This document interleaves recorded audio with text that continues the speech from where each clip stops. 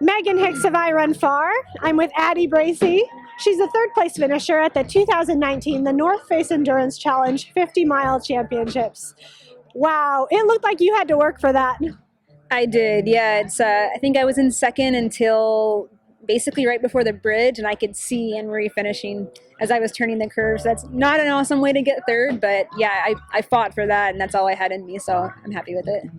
Let's back up to the early part of the race. You guys were a pack of ladies running pretty hard through the dark in the fog.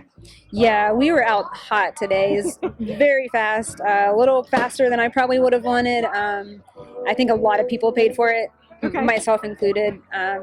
So, you know, we talked earlier in the race, or before it started, Anna May and I kind of said, you know, I'm willing to take some risks today if that's what happens. That's why we're here, to run fast, and there's not, you know, like anything on the line where I should play it safe. So I went for it, and don't know if I would do it the same because it was painful, but yeah. Who was there in the early miles? Who were you with? Who were you seeing? Claire, Abby. Claire was there for a bit, and then she kind of fell off. Abby Hall or Abby Both, Levine? actually. Abby Hall and Abby Levine, Anna May, and myself were all together for a pretty long time. And Io was she would kind of fall back and come back up. Got it. And then people kind of fell off one by one, and Io, Anna May, and I were still pretty close together for a while. Got it. But I would say the first 10 to 15 miles were pretty fast. And we had a couple sub-6s in there, I think, unless my watch was wrong. I hope it was. Looking at your watch going, ooh. I literally did that. Ouch. Sub-6s and a hilly 50-miler. Yeah, yep. Okay, so the middle miles, I think, are kind of some of the deciding miles. There's some steep uphills and some steep downhills when you're going through Muir Woods and, well, down to Stinson and up into Muir Woods. Mm-hmm. Yeah, I agree. I think the first portion and the last portion didn't feel easy, I think, because I was so tired from the first. But yeah, that middle section, I agree, was very challenging, and just some really steep uphills and some steep downhills that just weren't that runnable. Yeah, that's actually like also it's hard to call anything technical here, but right. That's the most technical portion, race. right? Yeah. Which,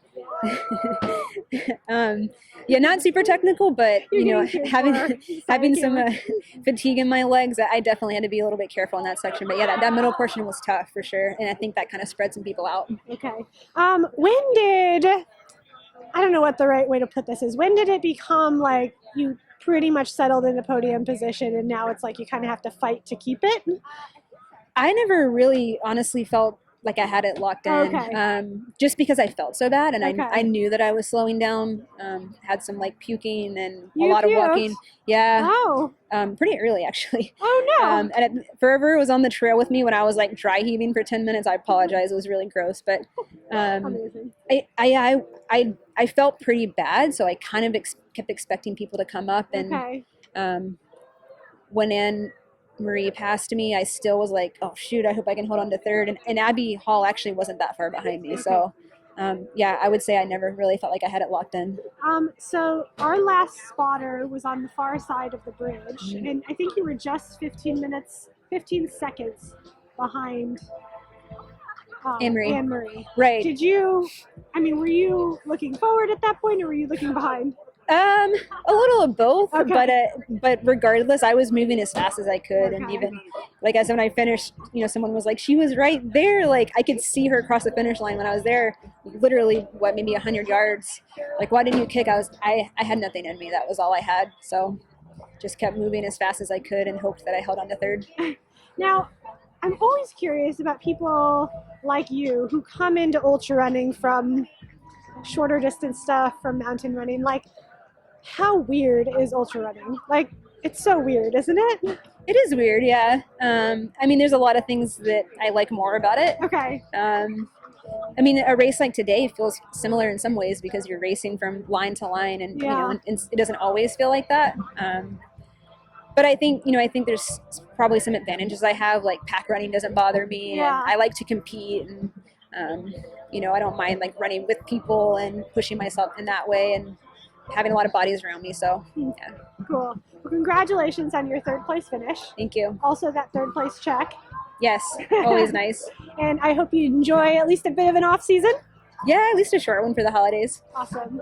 Congrats. Thank you.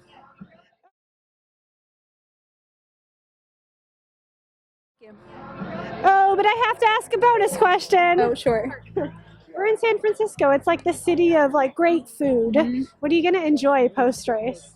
Oh my gosh. Right now, the only thing that sounds good is just like broth or something. I feel terrible. Maybe some pizza. Okay. Pizza and a beer. Pizza and a beer. It's a perfect post-race meal. Congrats, Addie. Thank you. Thanks.